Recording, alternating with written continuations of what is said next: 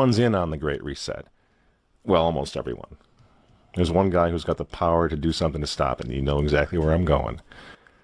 And they made a mistake. They tried to get Trump on their side, so they invited Donald Trump to Davos, I think a couple of times. But in January, when Donald Trump, I think, really began to see the beast that he was up against, he went to Davos, to the World Economic Forum, and he stuck a mega finger in their eye. We're committed to conserving the majesty of God's creation and the natural beauty of our world.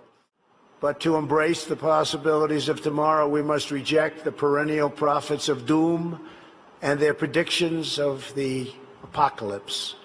These alarmists always demand the same thing: absolute power to dominate, transform, and control every aspect of our lives. We will never let radical socialists destroy our economy, wreck our country.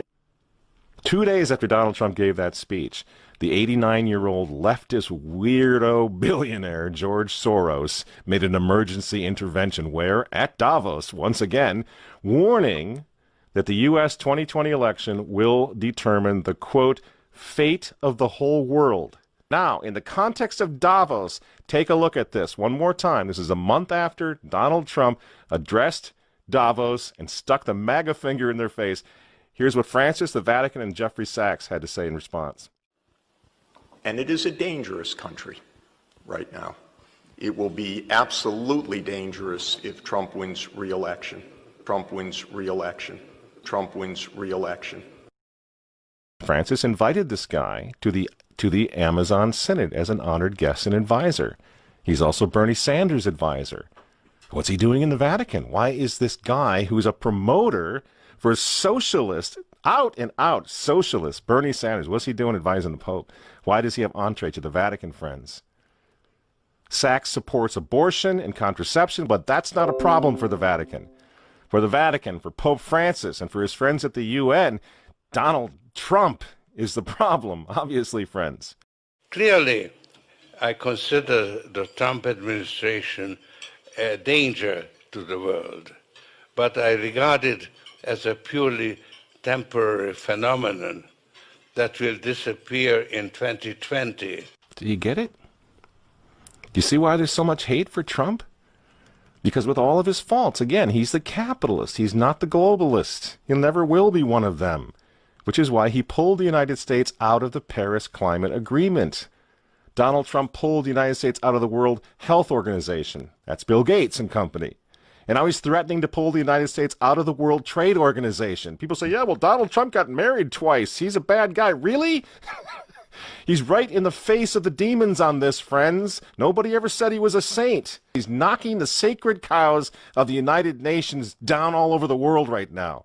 The General Assembly routinely votes 185 against the United States on almost everything right now.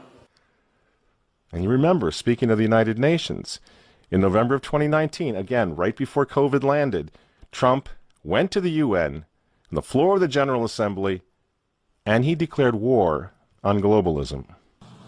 Wise leaders always put the good of their own people and their own country first. The future does not belong to globalists. The future belongs to patriots.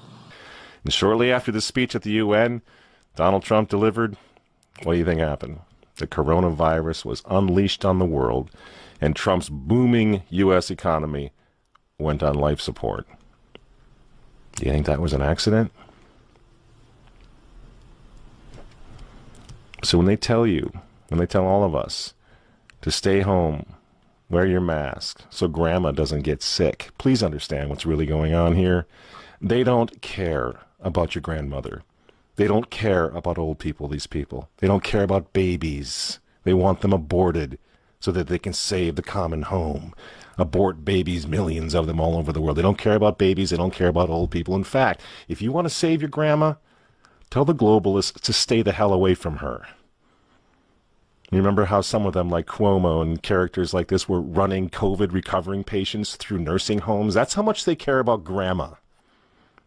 And the name of the game now is to bring the United States economy to its knees, get it out of the way, so that everyone will want the Great Reset.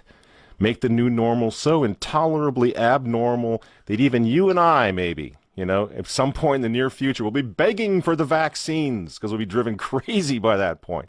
Begging for whatever else is going to keep us safe according to our jailers and our handlers and our zookeepers. You see? That's what they want. That's why they keep using this term, new normal. You know what we do to fight back? Go to work. Go back to school. If you're healthy, take off the mask. And for heaven's sake, go back to church and pray that Trump wins in November. That's what the reset was on. That's what the Russia hoax was all about. That's what the impeachment hoax was all about. Don't you see? For 4 years, I've been trying to stop this man because if he strengthens America, if he makes it great again, if he brings the economy back again, the reset won't happen.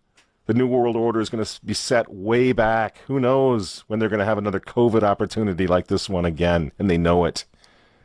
So ask yourselves why they hate this man. These folks, these men, they hate God. They hate the unborn. They hate the traditional family. They hate you. And they hate Donald Trump, whose political opponents, by the way, right now are knocking statues of saints to the ground. They're beating up cops, and they're burning flags. You say you don't like Trump. I'm sorry, friends, but who cares? That doesn't really matter anymore. What you think of Trump's personality or his tweets.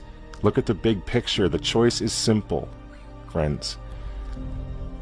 Stand with America right now, or fall with the New World Order in the not-so-distant future. There's no other choice. I'm Michael Matt for Remnant TV, and we'll see you next week.